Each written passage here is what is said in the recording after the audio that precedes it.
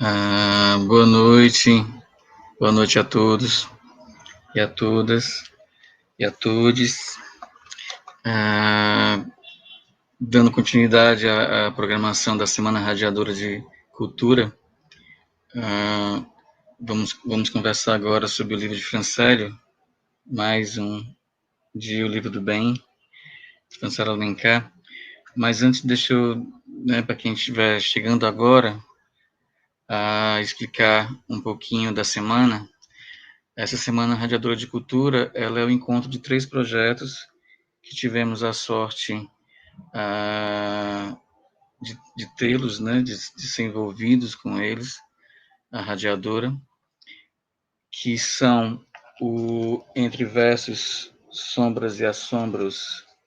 Eu sempre me atrapalho aqui, mas Entre Versos, Sombras e Assombros, de Chico Araújo, que todas as 6 horas da tarde, na hora do anjo, a gente conversa sobre esse livro, de 6 às 7 da noite. Hoje tivemos a encantadora presença de Euclides Timóteo e Ana Maria, junto com Chico Araújo. Todas as 7h30 às 8h30 da noite, conversamos sobre o livro de Francélio. Hoje teremos a participação de Renato Pessoa e Décio Brauna, comigo e Francélio. E todas as 21 horas da semana, estamos conversando sobre o disco Chão Sagrado, de Roger e Tete, lançado em 75, que estamos fazendo um documentário chamado Chão Sagrado Revivido, revivendo essas canções desse disco tão emblemático e tão fundante para muita coisa da música cearense, música brasileira. Hoje temos, então, Décio Brauna e Renato Pessoa, lembrando que esses 3 projetos, eles são fomentados pela Lei Aldir Blanc, uma conquista, né, muito simbólica, muito forte, muito prática, digamos assim, porque vem ajudando a manter, né, a sobrevivência de muitos artistas, e não só sobrevivência do corpo, também da alma, da possibilidade de seus projetos estarem ativos, né, vivos e se comunicando. São 3 projetos fomentados pela Lei Aldir Blanc via Secretaria de Cultura de Fortaleza. Na sexta-feira, o livro, o e-book do Chico Araújo vai estar disponível no site da Radiadora, e na sexta também o livro de Francélio estará disponível em formato de e-book no site da Radiadora. Fizemos também cópias físicas, mas é independente, o objeto desses projetos é o e-book. E na sequência, quem quiser adquirir pelo site também o livro físico, será muito bem-vindo, e ter acesso ao e-book gratuitamente.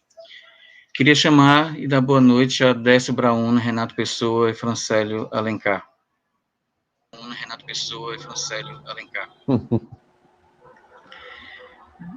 Boa noite, Décio, Renato, Olá, Francélio. boa noite.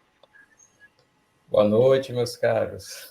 Boa noite, Décio, Renato, Francélio. Opa, boa noite, Alan. Tá dando para escutar hoje direitinho? Deixa eu dar uma ajustada câmera aqui, porque... Vocês estão me escutando? Boa noite a todos. Boa noite. Sim, escutando vocês boa bem. Noite. Boa noite, Renato. Boa noite, Alan. Boa noite, Décio. Boa noite, Francélio. Boa noite, Décio. Boa noite, Alan.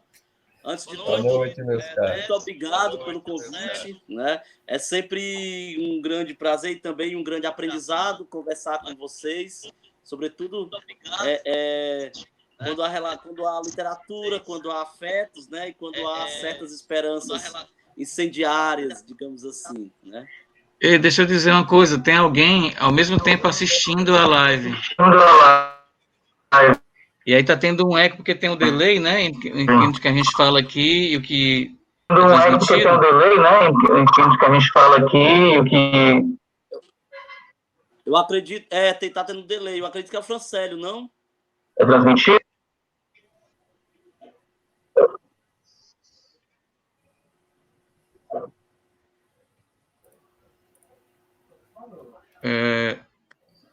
Então eu estou com uma dificuldadezinha hoje aqui no mas está dando para ouvir? Sim. Mas Mas aí tem que...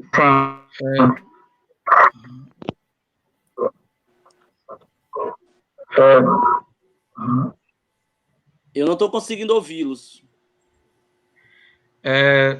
Tá me ouvindo, Renato? Agora sim. Décio, Não tô conseguindo ouvi-lo. Tá me ouvindo, Renato? Sou eu que estou assistindo ao mesmo tempo e vendo? Não sei, alguém tá fazendo isso e tá dando Sou eu que estou retorno. Não sei, alguém tá fazendo isso.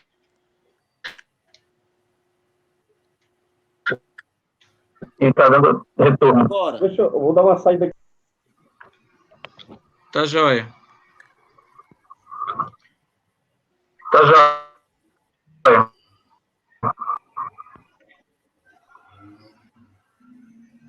Ei, Décio, nós vamos eliminando os suspeitos, né? Ó, já não é nós dois, né? Não somos nós, é um daqueles dois cidadãos ali. Olha que livro lindo, Décio. Tá aqui do meu lado. Incrível, viu, Décio? Incrível mesmo. Bordoada, como eu digo. Bordoada, lindo livro. Olha o Léo Prudêncio. O Léo Prudêncio está aqui. Oi. Dando para escutar agora, Alain? Sim. Pronto. Ei, eu estava dizendo para o Décio aqui que nós estamos eliminando os suspeitos.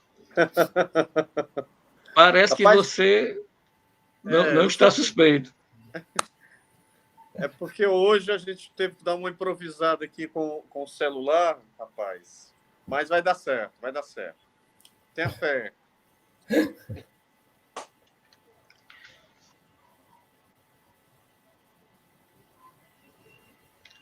Você conhece, Marcelo? Rapaz, conheço e é lindo, né? O livro desse monstro está do nosso lado aí. Desse ET, Décio Brauna. Isso é um monstro, como diz o Renato.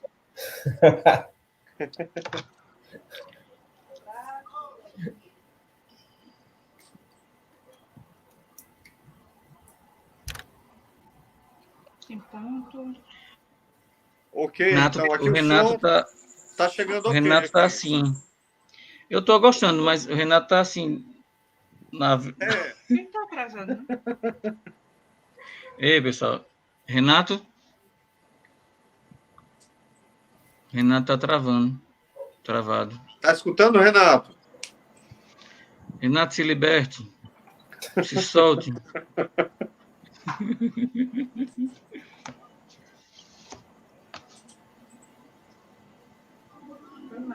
Infelizmente, eu vou ter que ficar aqui na vertical, aqui, porque...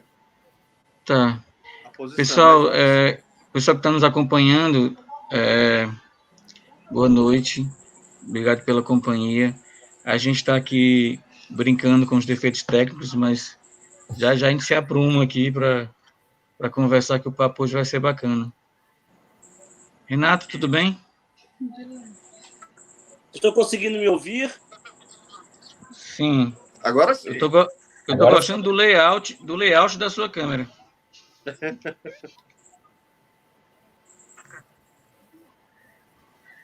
Problema na... Estou lá.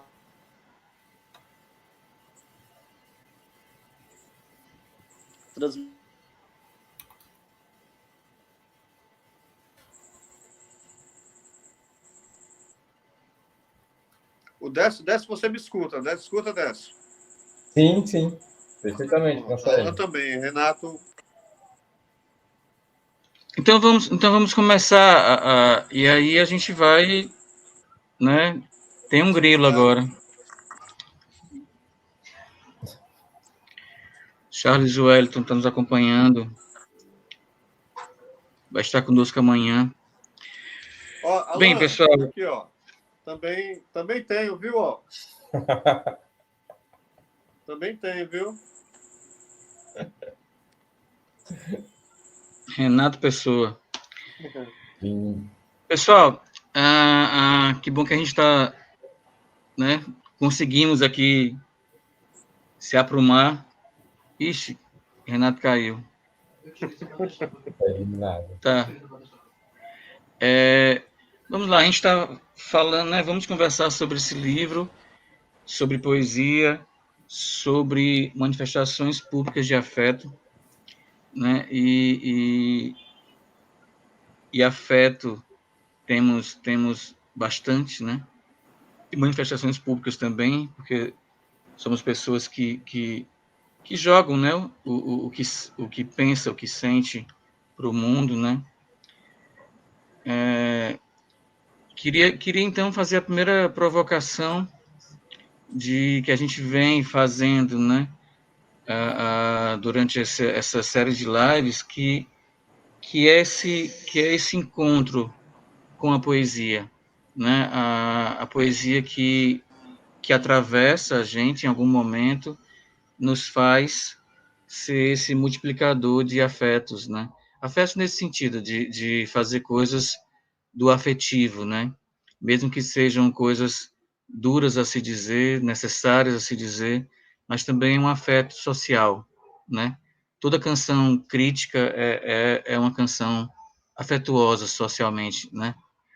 Enfim, vamos conversar sobre essa poesia que nos chega e nos faz poeta e nos faz ser nos faz ter esse exercício com a poesia, né? Um expor a poesia. Vou começar aqui dando início, Alan, depois aqui para chegar para o querido Décio. Décio é um dos grandes escritores, né, grandes poetas contemporâneos que a gente tem aqui no Ceará, que eu considero, sempre falei isso e sempre reafirmo a potência e a elegância, né, da escrita de Décio, né? E é muito bom estar aqui conosco, viu, Décio? Muito bom mesmo. A gente veio durante essa semana falando sobre como a poesia acaba se manifestando, né, Alan, dentro das nossas vidas e na vida de cada um, né? Eu queria hoje tocar num ponto no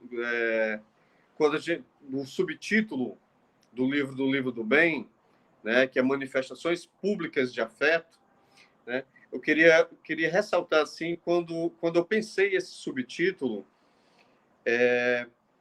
a questão da manifestação, né? Quando me vem à mente manifestação, eu não falo só a questão da expressão do que a gente quer dizer, do que a gente quer jogar para o mundo. Me vem sempre muito à mente também a questão da manifestação política, da manifestação das ruas, né? Da ocupação das ruas, uma manifestação de movimentos sociais, né? Eu queria até lembrar que o livro ele tem um apoio do Centro Frei Humberto, que é um centro de formação do MST daqui do Ceará, né? Daqui de Fortaleza. E esse livro, essa manifestação pública de afeto, ela é também carregada da manifestação política, da manifestação social, da manifestação das massas, né? Porque essas massas, elas trazem esse afeto. Elas trazem a luta, mas também elas trazem esse afeto e trazem essa poesia. Existe coisa mais poética do que a manifestação, né, que invade as ruas das cidades, dos campos e trazem para a gente o afeto que modifica, né, o afeto que transforma, né? Isso é muito carregado de poesia. Eu sempre vejo, né, quando eu participo de manifestações, eu sempre vejo com muita poesia, com muita poética, né? Essas manifestações, essa massa pensante, porque não é uma massa só compacta, não é uma massa que não pensa, mas é justamente a massa que pensa, né, que atravessa a vida da gente com poesia, né? Eu queria começar com essa ênfase, né, nesse subtítulo para tocar a noite de hoje, né?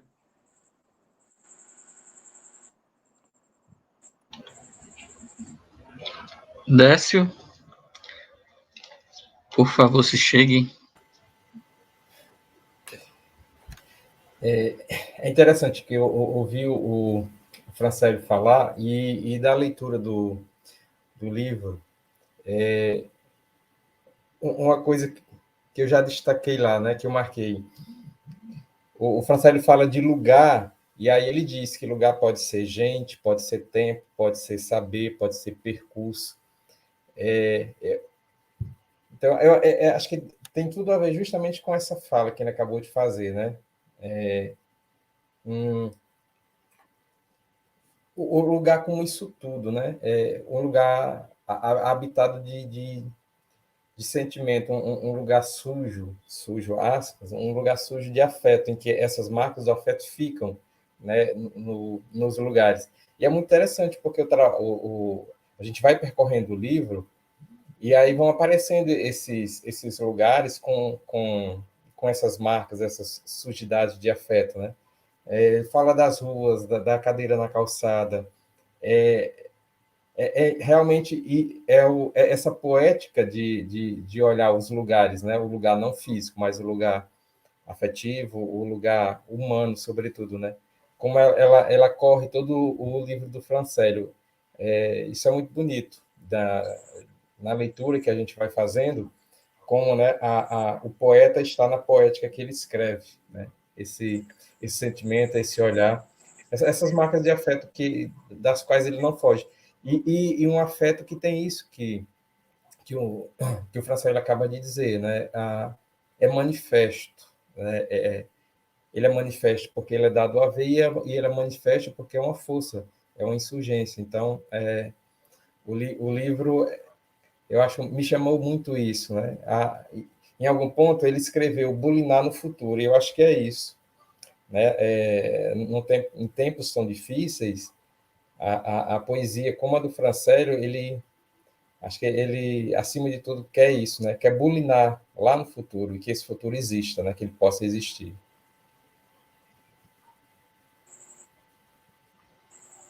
E é também uma poética da memória também. O Francés, quando ele cita, aliás, quando ele revive esses lugares em sua poética, ele escreve é, é,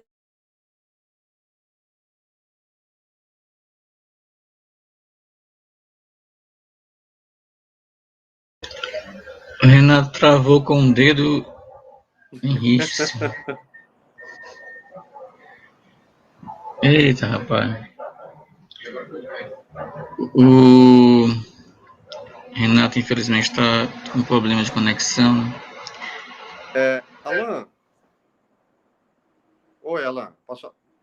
Assim, tem eu acho assim, o que o Décio está falando, eu acho que casa muito também, e essa questão da manifestação pública, poética, política, da poesia, a orelha do livro, né? A orelha do livro do bem. O livro, como eu já te falei aqui nos outros dias, o livro é todo poesia. Ele é poesia na capa, na contracapa, na orelha, na apresentação da Nina Risse, da poeta maravilhosa. Ele é poesia na edição da Radiadora, ele é poesia nas ilustrações do Marcos Oriá, né? Ele é poesia no livro todo, como um todo. E ele tem um poema que traz na orelha, um poema meu, que diz assim, é um poema que não tem título, que tenta um pouco sintetizar o que eu penso sobre essa questão da manifestação pública de afeto, que diz assim: quando os teus dedos dançam com os meus, nações inteiras se levantam contra seus governantes, seus déspotas. Tiranos não sabem dançar, não andam de mãos dadas com suas namoradas. Tiranos não namoram, não sabem o que é o cheiro do cangote ou um beijo de língua no meio do trânsito no centro. Eles têm medo das manifestações públicas de afeto, do carinho coletivo das massas e dos poemas lascivos ditos em voz alta no meio da praça. Eles temem o amor que cultivamos, porque este os destronará de suas poltronas velhas, mórbidas e corroídas.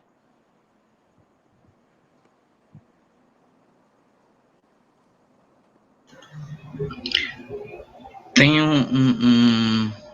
tem uma coisa que eu vejo, vou dizer um poema de Francélio aqui, que foi musicado pelo Calé, que é uma canção muito bonita,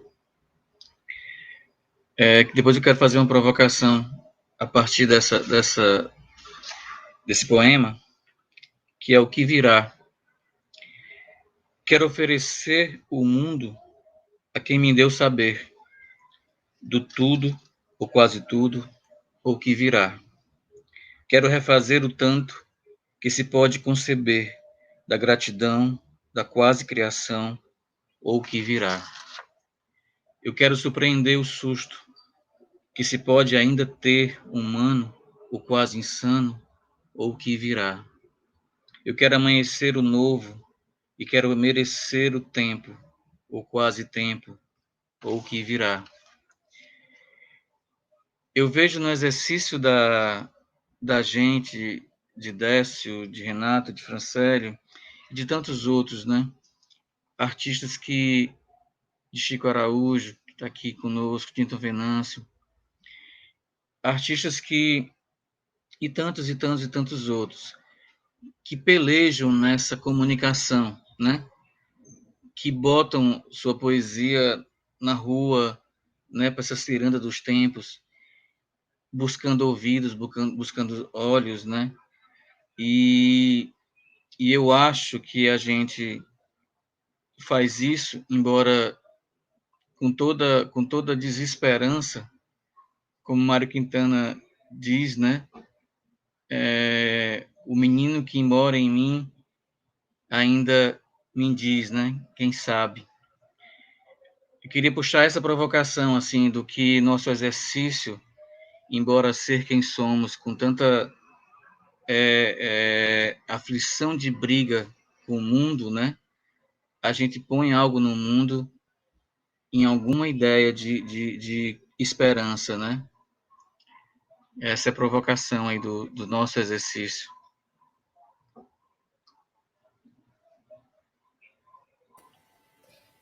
Olha, eu acho que, pelo menos naquilo que eu faço, e acho que a tua leitura desse poema do Francélio, e realmente essa coisa do futuro é muito presente, né? E naquilo que eu faço, eu acho que você mostrou um pouco antes o Alto, né?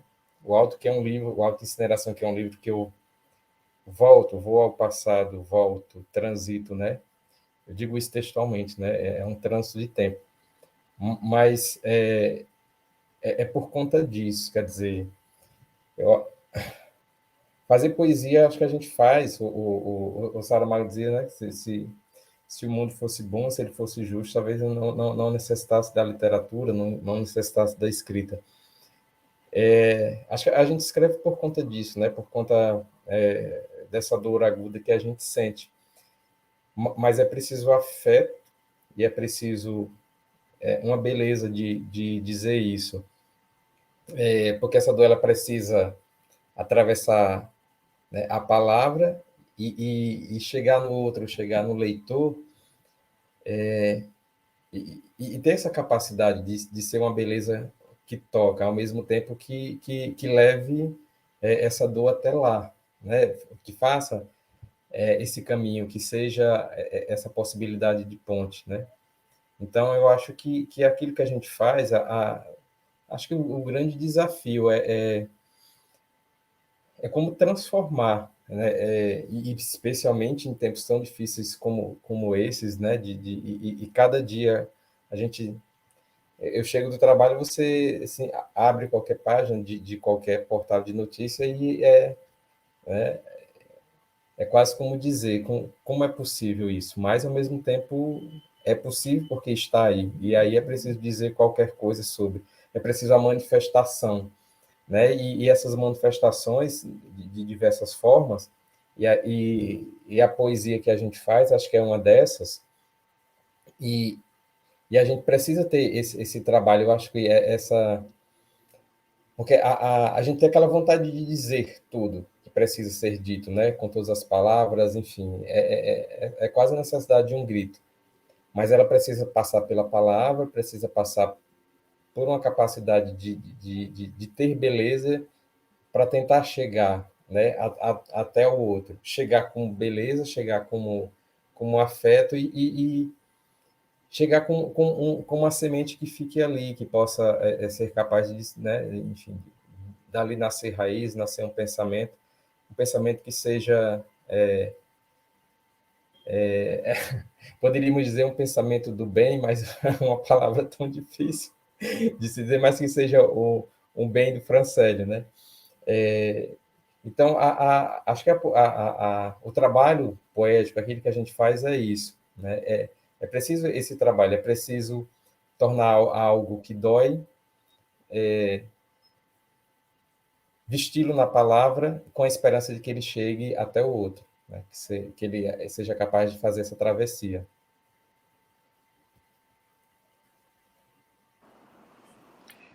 Assim, Alain e Décio, a gente fica sempre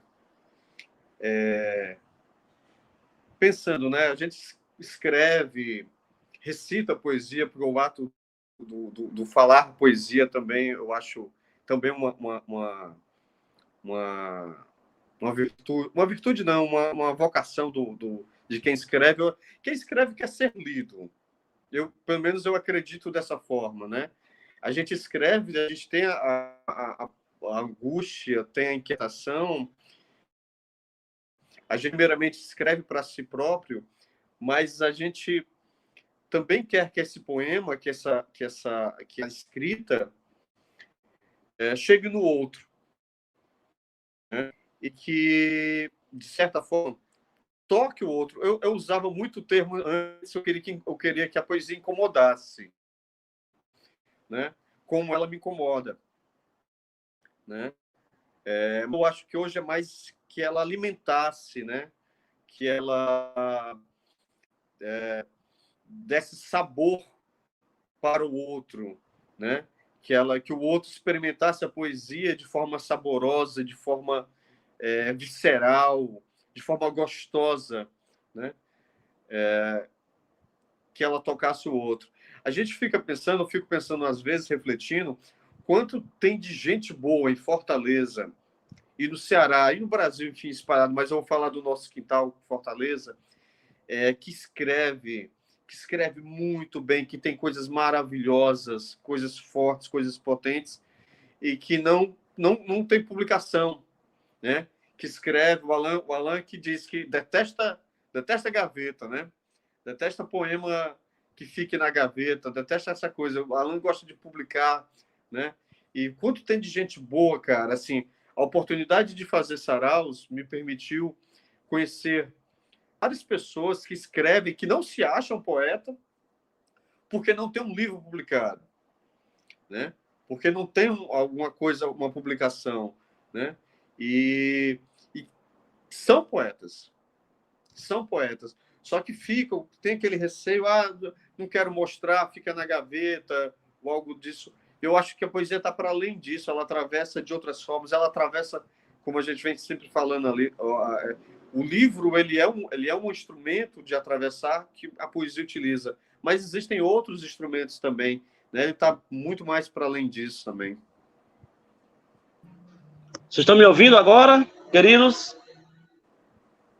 Bem-vindo, Renato. Rapaz, é uma briga, viu? Olha, eu queria só pontuar o que eu estava falando antes de cair sobre o livro do Francélio, de que me parece que é um passeio pela memória, e o que o Décio citou muito bem, né? Que o Francélio vai situando lugares no decorrer do livro, que esses lugares são muito afetivos para ele, são lugares que de fato marcam, lugares que de fato atravessam, mas isso é sobretudo um diálogo que o Francélio tem com a sua memória, né?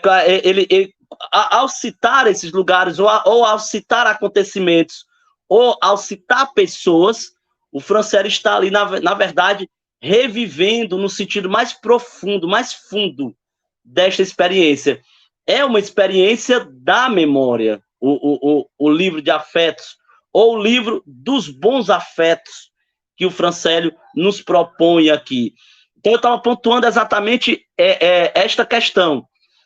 quando o Francélio escreve, eu imagino, quando você vai lendo o livro, vai ali atravessando os textos, né, os poemas, que não há só poemas, né, o livro vai começando, inclusive, com um texto em prosa, é o Francélio se anunciando pela memória, se anunciando pelos caminhos dessa condição de se reescrever através de lembranças tais que o construíram no futuro, foram construídos no futuro, aliás, e o constrói agora no presente. É um livro para o presente, mas todo tecido no passado com a perspectiva de futuro. Me parece, Francélio, que que esse livro é um testemunho para o futuro, né? Nem para o presente. Me parece que você o escreveu e ainda o escreve como se para você ler posteriormente. A sensação que eu tive foi essa. Não é um livro para o agora, nestes tempos tão carentes de afetos, nestes tempos tão ausentes, aliás, né, de bons afetos.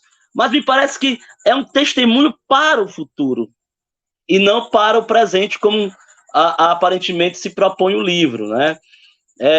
São estas as impressões que eu tive lendo os poemas, né?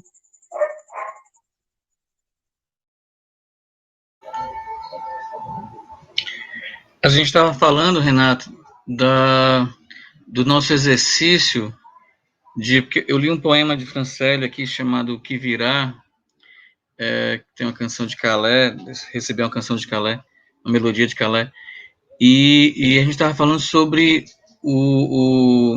a gente, né, no nosso exercício de escrever, mesmo com nossas guerras com o mundo, né, mesmo com esses arranhos de desesperança, a gente escreve, publica e tenta se comunicar num intuito de esperança, né? Esse exercício do poeta como alguém, do escritor, do artista, né? Que quer se comunicar nas várias linguagens, mesmo nessa briga com o mundo, a gente de alguma forma acredita na humanidade, né?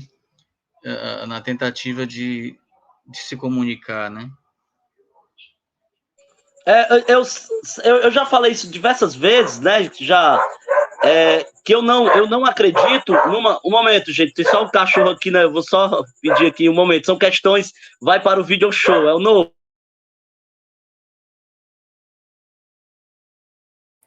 Afetos caninos. Rapaz, a gente vai soltando provocações assim mais densas, né?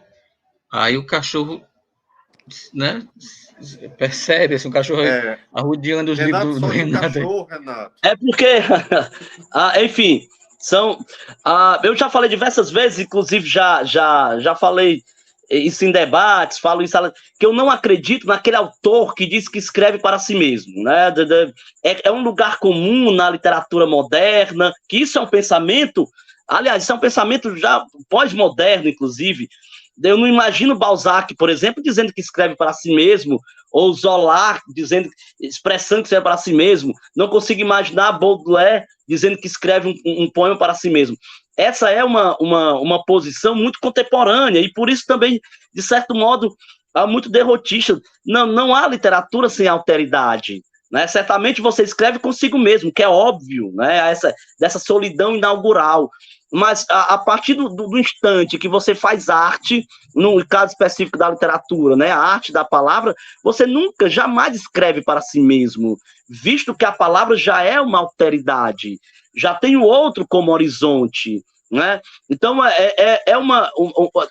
já de saída, a condição da arte é o outro como horizonte de expectativa, né, dizia um crítico literário.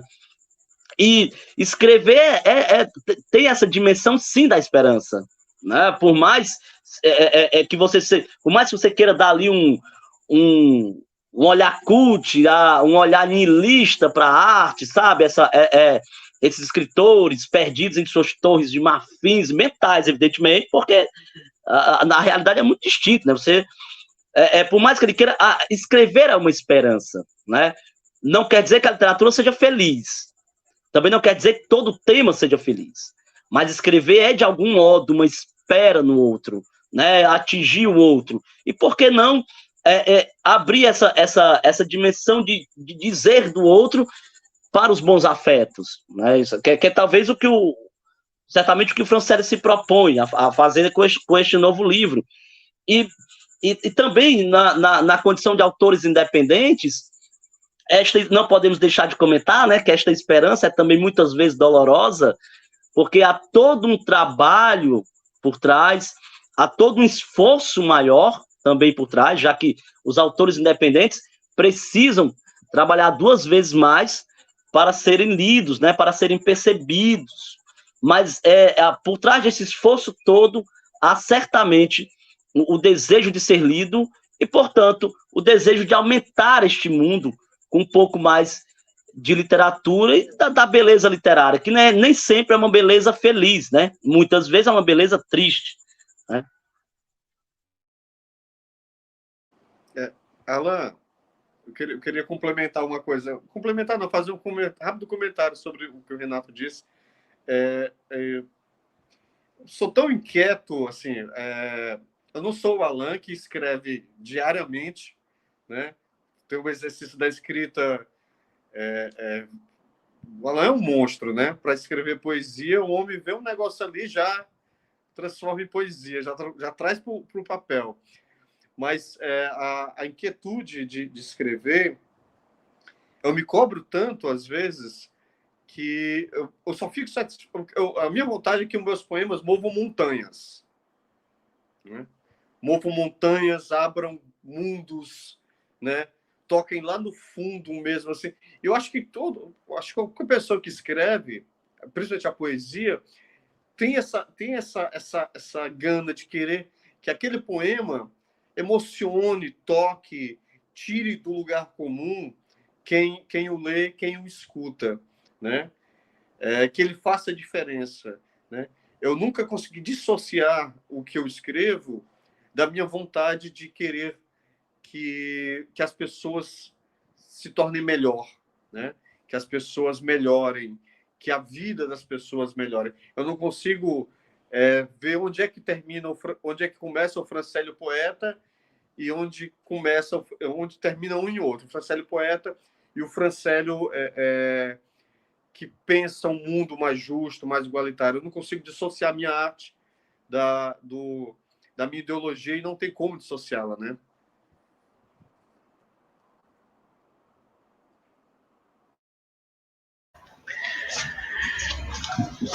Eu quero dizer que eu estava me achando tão assim arrumadinho, e aí tu tá me chamando de monstro. Brincadeirazinha. Rapaz, dizer, Renato, que eu adorei o livro, viu? Foi minha companhia aí nos dias passados. Muito bom, cara, muito bom mesmo. Essa comunicação entre nós, né? E a bordoada que é esse livro de Décio. Chega a dar medo. Eu vou fazer outra provocação assim de visões que a gente está discutindo aqui todos esses dias, né? Eu vejo os quadros, e ainda bem que vejo todos os dias assim, né? A gente como pessoas que têm esse exercício dessas manifestações públicas de afeto de várias formas. A de Décio, por exemplo, eu vejo Décio um cara de um cuidado imenso com a literatura produzida ao redor dele. E não só ao redor, né? Décio é um cara que mexe com continentes, assim, né? De um cuidado, de uma responsabilidade sobre a poesia mundial, a poesia em língua portuguesa, né? De forma muito ampla. Mas, essencialmente, do nosso convívio, né? Nosso convívio, ainda bem que temos essa sorte de conviver com Décio, do cuidado com a poesia que a gente faz, no sentido de estar presente nos discos que a gente, nos discos, ó, aí é o compositor aqui falando, nos livros que a gente faz, né? Décio sempre tem um palpite, sempre tem uma indicação, um caminho, um jeito muito afetuoso, né, de propor coisas, né, de estar junto. Na verdade é isso, um jeito muito afetuoso de estar junto. Por exemplo, várias capas da Radiadora são sugestões de Décio, e é alguém que eu sempre recorro para, né, eu estou deixando ele quietinho agora um tempinho, porque ele está fazendo o doutorado, está se acabando esse doutorado aí dele, e aí não tem mais tempo, assim, mas é um cara que eu sempre procuro, né, nesse olhar cuidadoso que ele tem. A capa sua desse livro é dele, né, o Renato, assim, são sugestões de Décio, né? Essa capa é minha do Décio, né? Tem muita coisa do Décio aí. O Décio é um... já que estamos falando de afetos, né? O Décio é um dos meus grandes encontros literários brasileiros, né? É certamente um dos cabeças dessa geração que a gente pode chamar de geração, não sei, 2000, 2.0, não sei como se chama essa geração, ou se pode ser chamada ainda, que quanta pretensão estou falando aqui, mas certamente é um dos autores, um dos poetas em que a gente reconhece a seriedade de imediata do trabalho, né? O Décio, além de ser um grande autor, não perde nada para autores que ainda tem esse debate muito raso, né? Autores do Sudeste, autores mas o Décio é um dos grandes autores deste país, mas é principalmente um homem muito sério, que vê a literatura não como uma transitoriedade de experiências, né, mas como um destino, no sentido histórico da coisa, né? Eu também recorro a Décio sempre. O Décio, inclusive, eu imagino que quando ele vê lá as notificações no WhatsApp dele com o meu nome, eu imagino que ele... Droga, de novo, Renato. Poxa, tá bom, né? Mas eu recorro. O meu novo livro de contos, o meu próximo livro de contos, a capa é toda do Décio, né? Quando eu estava planejando, organizando, né, este livro de poemas, a primeira pessoa que eu mandei foi para o Décio. O Décio foi o primeiro leitor. Me propôs uma série de capas, uma série de ideias. E aí eu e o Décio, a gente trabalha muito assim, né? Ele vai propondo uma coisa, eu proponho outra, e a gente vai concatenando e chega no resultado final. Mas tem muito do Décio nesse livro aí, né? Não só na capa, mas também como influência, né? Isso é muito importante, sabe? Eu estava conversando esses dias, não vou citar o nome, estava conversando esses dias com um autor de outro estado, e ele ainda me relatando como há essas bolhas, né, muito próprios da arte, o pessoal do teatro, que não quer dialogar muito com o pessoal da literatura, o pessoal do cinema, que também não dialoga, e dentro da literatura tem os seus nichos, né? E eu lembrando da gente, de como esse encontro foi aumentado, né? De como nós nos encontramos na literatura, todos nós aqui, citando também Bruno Paulino, Maílson Furtado, né? Léo Prudêncio, Léo MacLane, a Zélia Salles, né? Cadantas, a Vitória Andrade, a Lisiane Forte, para citar né, esses que estamos sempre aí em conjunto.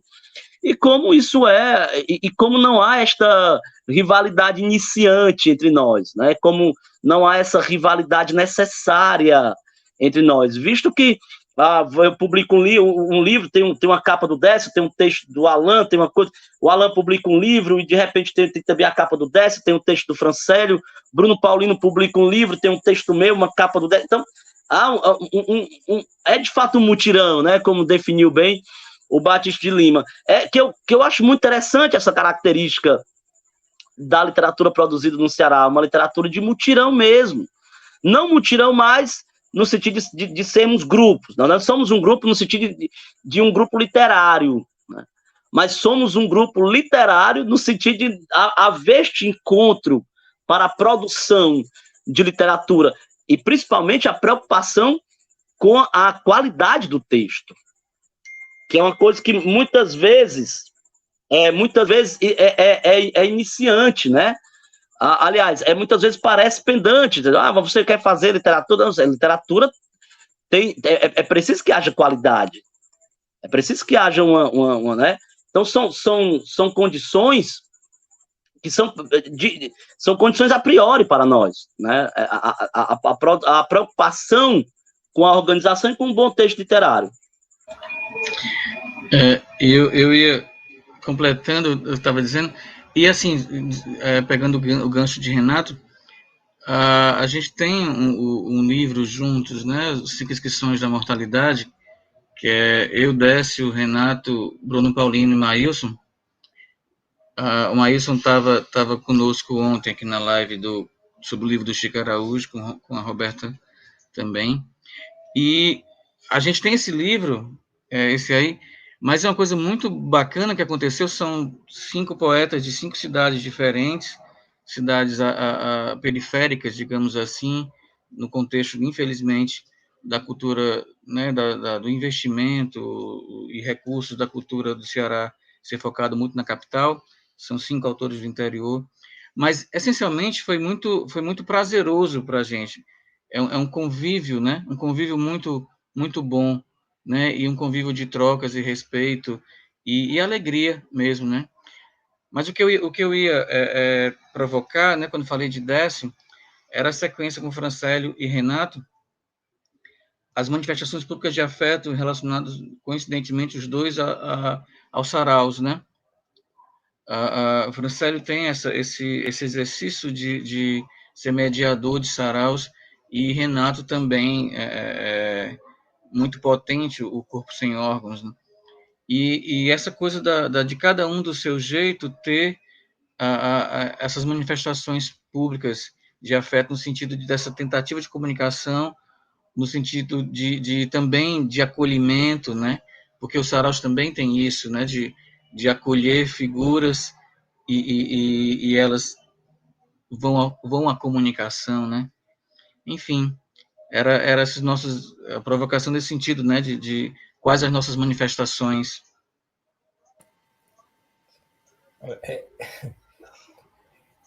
Do que o Renato falou, do que vocês falaram, Alan, Francélio, eu acho que uma coisa que eu acho que fica, né, enfim, na prática da gente, é que a literatura, embora, como o Renato colocou, você tenha essa solidão inicial da escrita, de se ver com seus fantasmas e transformar isso em palavra, mas a gente sabe da necessidade, né, desse longo caminho, dessa solidão inicial, até ter um livro em mãos, até que essa poesia possa ter meios físicos, né, de chegar lá no outro.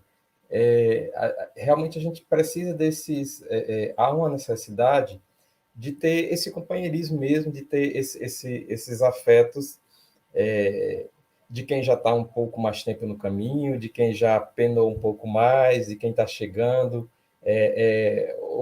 das partilhas, enfim, de juntar o que um está fazendo com o outro. E aí eu acho que surgem essas coisas bonitas, né? Como foi o 5 Inscrições, né?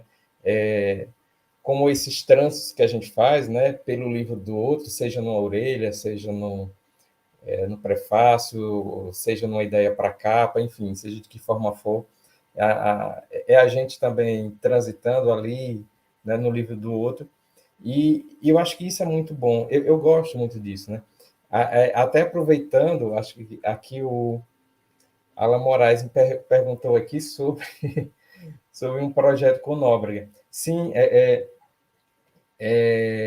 um livro que eu escrevi a 4 mãos com Nóbrega, enfim, a partir de uma ideia inicial dele, e a coisa assim aconteceu de uma forma bem rápida, e enfim, o livro se fez. Eu creio, Alan, que talvez pode ser que a gente lance ainda esse ano, né? Justamente, é o Entre Mentes.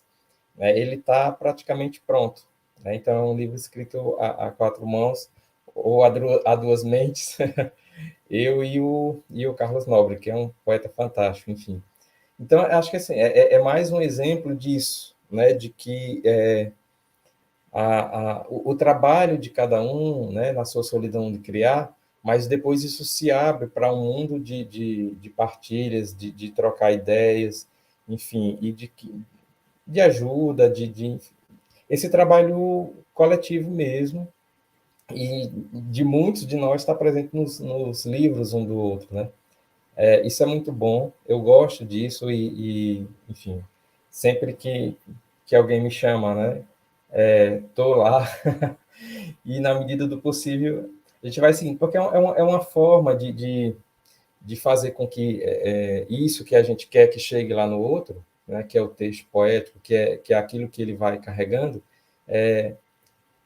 acho que quanto mais palavras, quanto mais possibilidade dessas palavras chegarem, e maneiras distintas. Eu acho que isso é interessante também, porque nos tira de uma possível ou pretensa ideia de que aquele que eu escrevo é a poesia, ou é o caminho único, ou é o melhor caminho, enfim.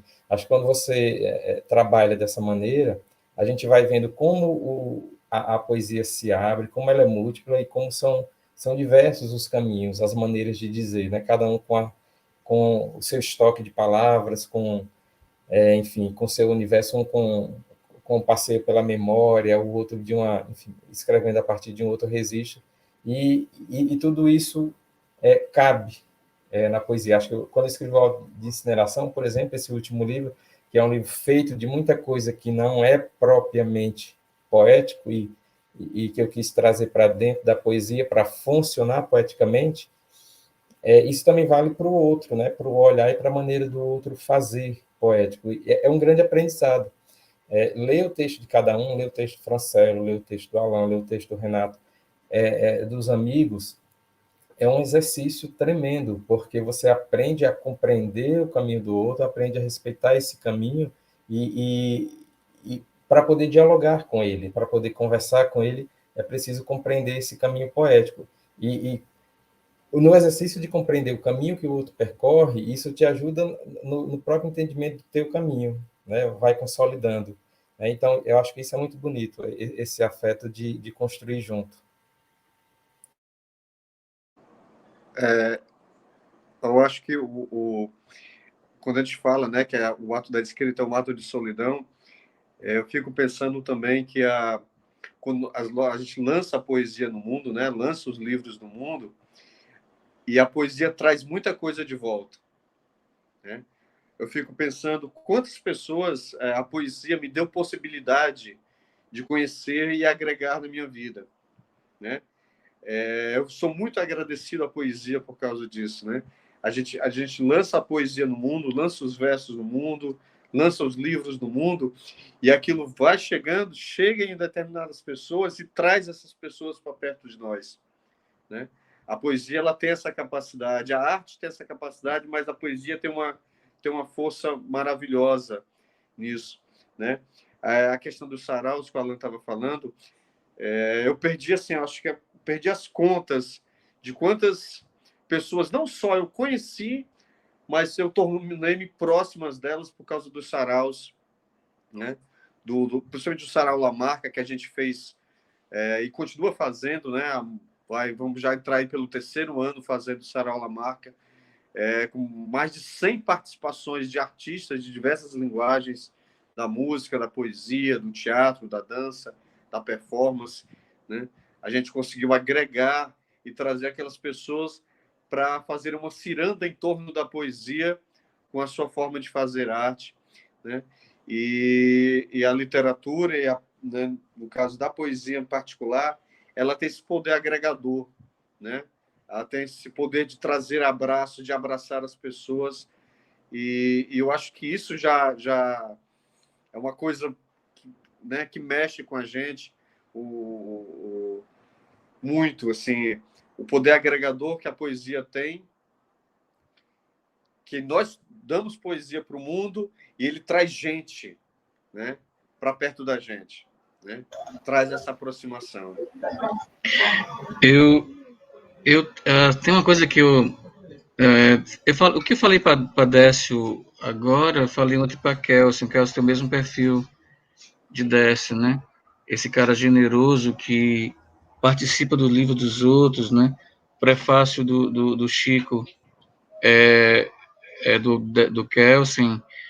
Newton Venâncio também tem essa mesma generosidade com, né? Assim, são pessoas que estão afetivamente à disposição da construção dessa poética cearense, sabe? Cearense só porque estamos próximos, né? Não por uma questão geográfica no sentido assim, né? Na parte ruim disso, porque as nossas relações são humanas, essencialmente, né? Não por essas ideologias que às vezes são tão bestas, bobas, assim, né? Nossas relações são humanas, mas estamos próximos, né? E estamos aqui, né? Mas o que eu queria dizer assim, vem acontecendo uma coisa muito bacana em Fortaleza, né, no Ceará, que é essa coisa da poesia na praça simbólica, né? Da coisa dos saraus e do encontro de gente, pessoas dizendo poesia, né, em vários lugares do estado e tal, se, se juntando nisso, né? A poesia com a força da coletividade. Isso é muito bacana mesmo. Isso vem acontecendo meio que independente, né? Porque eu acho que é meio que no sentido contrário das gestões públicas. A gestão pública de cultura ela não acompanha a nossa força, não acompanha essa cidade, esse estado se fazendo poético, né? De uma forma muito bonita, porque essa forma humana, né? Desses encontros e tal. E a gestão não acompanha, né? Não percebe isso e tenta organizar, que seria a sua função, de provocar em termos de políticas públicas, né? Política pública de literatura é fraquíssima, né? Fraquíssima, muito fraca. Mas, e aí o Maílson falou uma coisa ontem que é interessantíssima, eu estava falando tudo isso para chegar nessa coisa nesse contraste entre o que a gente provoca de forte, e aí eu vou dizer mesmo assim, porque a gente é muito forte em termos de qualidade literária. Isso aí não tem por que ter besteira de dizer, nem é muito forte mesmo, porque o mesmo lugar, esse lugar vivo, Ceará poético, assim, que tem Décio, que tem Maílson, né? Que tem Renato, tem Francélio, né? Tem as Cadantas, Lisiane, Zélia, é muito forte mesmo, assim, é burdoada mesmo, entende? Mas, ao mesmo tempo, as políticas públicas não geram a possibilidade de uma comunicação com o povo, né? E aí o Maísco falou ontem, assim, que a gente como se diz, alguém falando com ele sobre crise no mercado editorial, sabe? Alguém perguntou nas lives que ele participa, né? E participou de várias lives em nível nacional e tal, né? Depois do Prêmio Jabuti. Aí disse, rapaz, no Ceará não tem nem crise, porque a gente não chegou à crise. Porque a crise editorial precisa de um mercado editorial, né? O Ceará ainda não chegou ao mercado, então nós estamos sem crise, porque nós não evoluímos ainda a crise. E eu achei excelente assim, a percepção, né? Não há crise editorial no Ceará porque não existe a possibilidade de ter a crise, né? E aí é minha lamentação, né, de tanta força, como artistas, e não só como artistas, como pessoas, né? Porque o que a gente provoca de coisas, né? Dos saraus, da gentileza de Décio, de Kelsen, que é uma gentileza revolucionária, sabe? Ser generoso como eles são é um ato revolucionário, né? E essa geração de bons livros de várias editoras, né? Saindo, pipocando de coisas boas, né? Na palavra nossa, infelizmente não tem o recolhimento, assim, a possibilidade social da nossa comunicação ser potente, porque as cidades não estão pensadas nem a distante prazo, entende? Para conviver com a gente, para dialogar com a gente, né? A completa ausência de políticas públicas que fariam isso, né? E é um lamento. E também uma provocação, né? A gente, finalzinho da live. Eu vou só falar uma coisa assim curta, Lão, em relação a isso. Até por causa da questão do tempo. Assim, você percebe a quantidade, como os saraus hoje em Fortaleza, se você fizer um painel de alguns anos atrás para cá, o quanto eles movimentam também lançamentos de livros, né?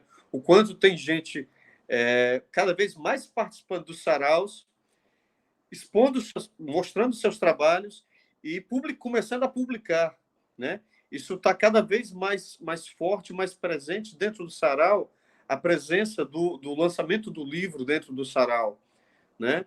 E isso tende a se fortalecer muito mais, né? É uma pena que a gente falta políticas públicas, como você mesmo disse, para ter um olhar mais carinhoso, mais afetuoso sobre quem faz esse tipo de atividade, sobre quem faz os movimentos saraus e quem faz também um livro, né?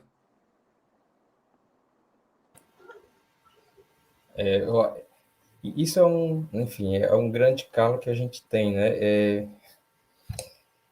E para a gente que vem do interior, assim, às vezes eu conto isso, assim, são muitas as dificuldades. Inclusive, algumas delas, por exemplo, se chegar aqui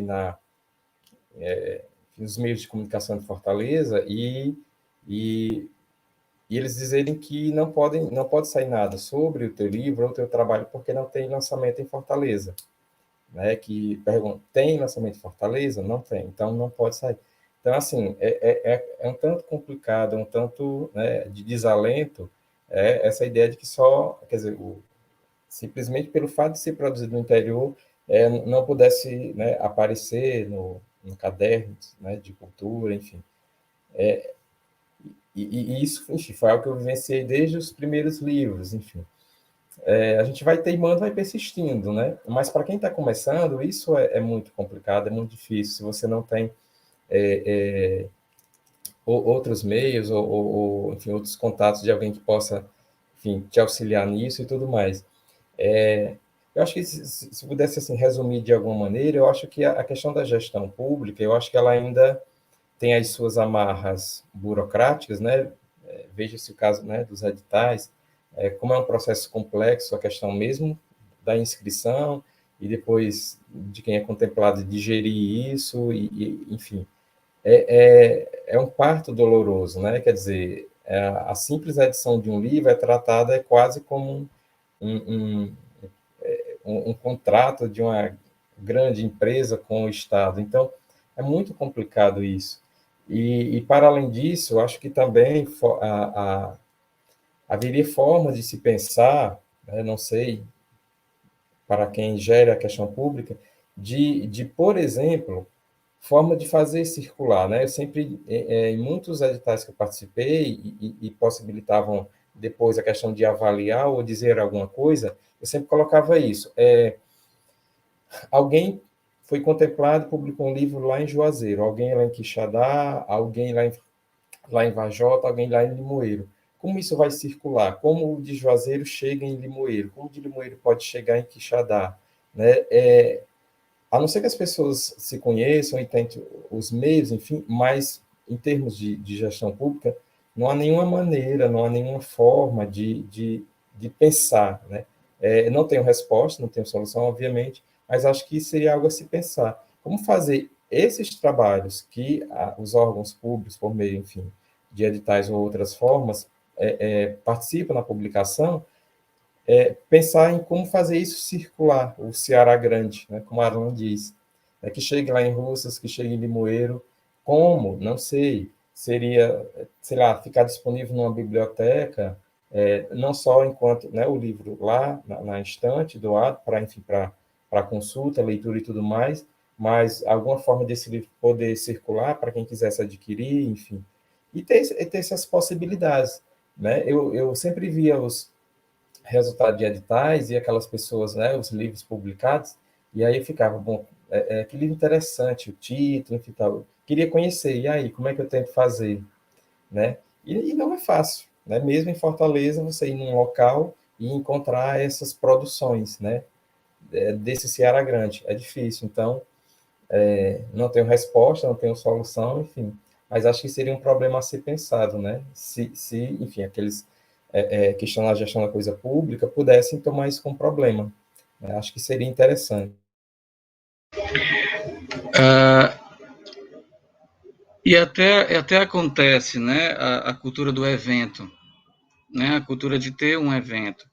e até a coisa da aquisição é raríssimo, mas há, né, a possibilidade de aquisição, os editais que dão a parte, né, faz parte da porcentagem do livro impresso, a doação para a biblioteca e tal. Mas não acontece pensamento mesmo, assim, pensar o livro vai para a biblioteca, e a mediação, né, e como gerar o desejo, como gerar o encontro, né, há muito a política do evento, e na verdade a gente passa ano e entra ano e sai ano, e nada muda e fica tudo ao Deus dará, como dizia Gilberto Gil. Continuemos com nossas manifestações públicas de afeto, mesmo que a política pública não faça manifestações públicas de afeto. Né? E a gente está chegando no finalzinho, queria, né, pedir a boa noite de vocês, para quem está assistindo, muito obrigado, quem está nos acompanhando. Alan, será que eu posso? Eu sei que a gente já está com o tempo aí um pouco ultrapassado. Eu posso deixar um poema aí para a gente encerrar aí?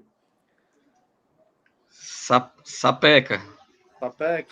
Né? Primeiro eu queria agradecer ao Décio aqui, que esteve aqui conosco, Renato também, que fez a participação aqui conosco também.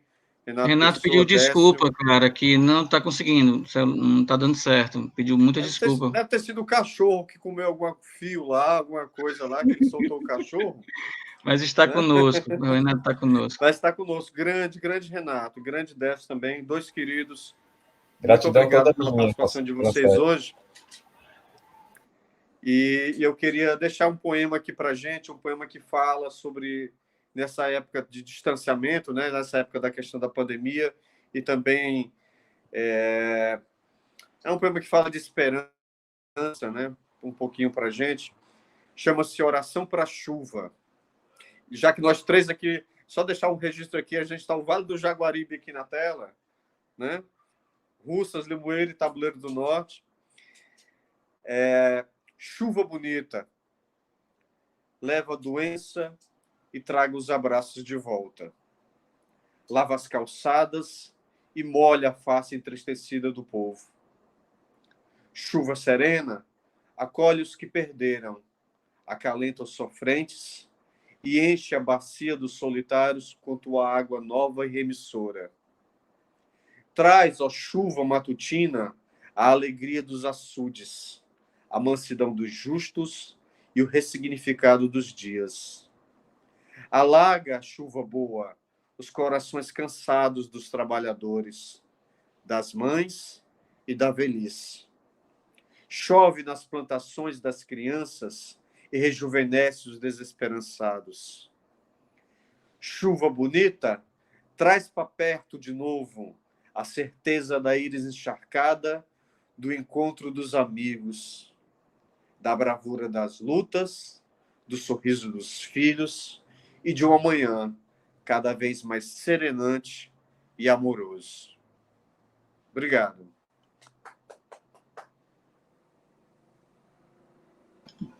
Muito obrigado, Décio. Muito obrigado, Renato,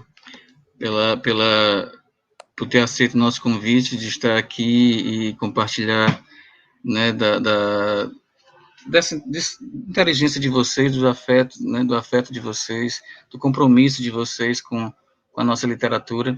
Obrigado, Francélio, pela confiança, pela parceria, e sigamos. Amanhã teremos, nesse mesmo horário, né, das lives que estamos tendo toda semana, amanhã será Edivaldo Ferrer e Charles Wellington.